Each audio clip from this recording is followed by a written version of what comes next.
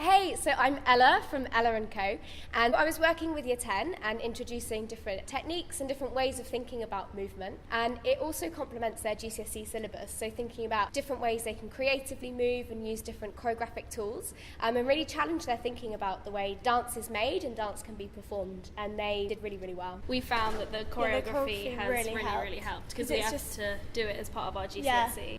And it was really interesting to experiment with different movements. So a totally new style, totally new experience for the Year 9s, but they really threw themselves in and worked together as a team as well. We did lots of creative tasks in groups and they worked really well together. My favourite bit was probably the duets.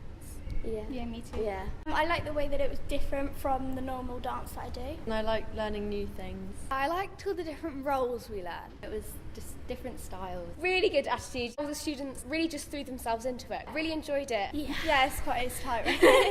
Yeah, it was good. I enjoyed it. I really enjoyed it.